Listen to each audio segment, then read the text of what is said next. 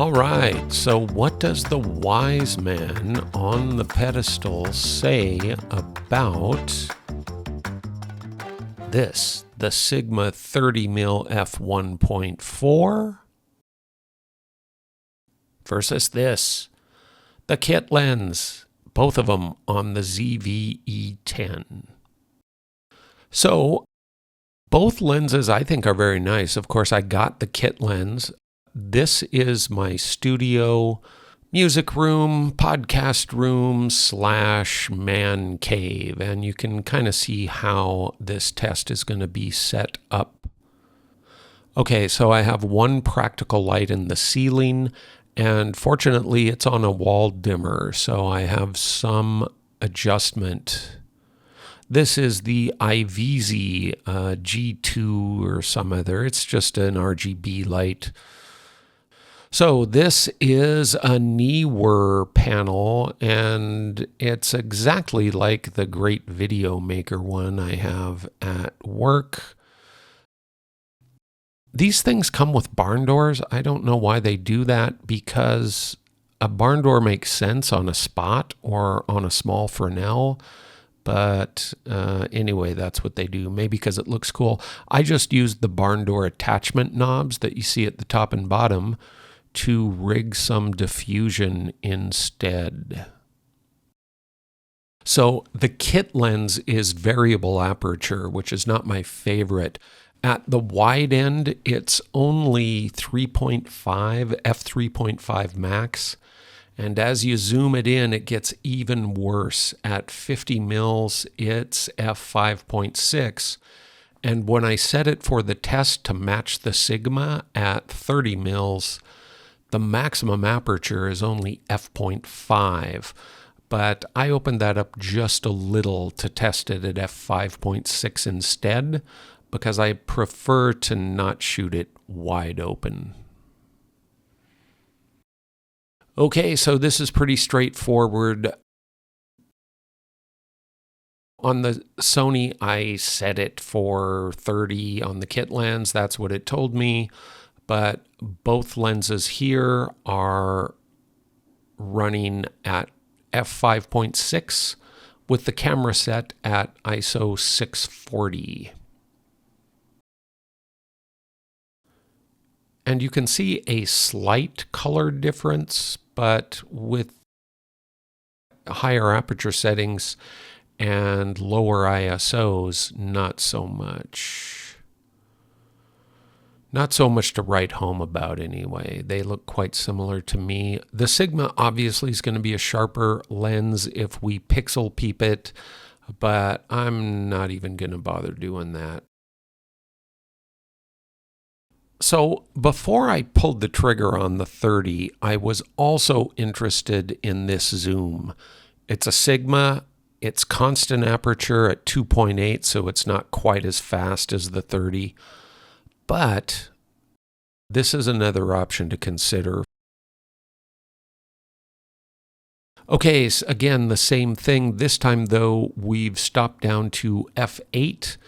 And that gives us the highest ISO that we're going to use today, and that is 1250 on the little Sony. You can see a little bit of background blur on the pod mic, but with both lenses, Sony's autofocus works quite well. In our final test, what we're going to do is take the Sigma down to some of the lower apertures that it's capable of. But first, I just wanted to talk for a sec about pricing. The pricing you see here on the Sigma website for $289 is the standard price, and you'll find the same price at B&H and Adorama and Amazon and most of the online retailers. But the lens almost always goes on sale at least 3 or 4 times a year for either $264 or $269.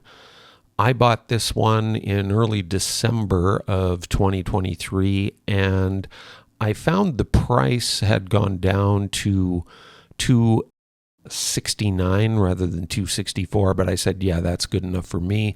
So I pulled the trig on the SIG 30.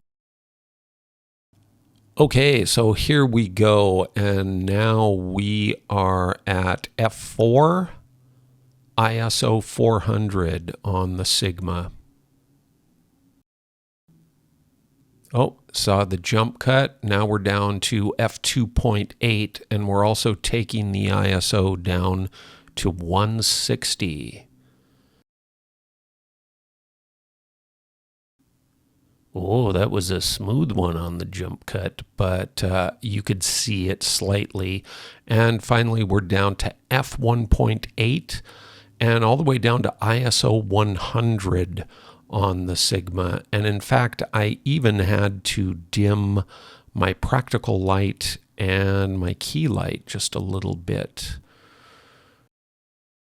So what does the wise man say about the Sigma and the kit lens? Well, I think if you can keep the camera at an ISO of 1250 or below, both of these lenses will work fine. Of course, where the Sigma is really going to shine is in low light and situations like portraits where having that really nice, soft, out of focus bokeh effect is quite nice to have. For me, I think I'll probably use the Sigma more here in the studio, so I have a little bit more flexibility with my lighting, and take the kit lens with me when I'm outside because that thing is so small. Nobody notices it. It's about the size of a big point and shoot with that lens on it. And like I said, I'm not a pixel peeper. So I think for most outdoor situations, and if I'm in Southeast Asia where it's really bright, that kit lens with an ND on it will work pretty good for me. But I'm happy that I bought the Sigma, so I think that's going to work out okay. That's about all for this one. Thank you for watching. And if you'd like me to do a different kind of test where I really try to show where the Sigma outperforms the kit lens, I can certainly do that and maybe go outside, but it's freezing cold here now. So I tell you what, if I can get just 500 views on this one, I will do it. And if not, I will find a new gadget to review on the next one. So thanks for watching. That's a wrap.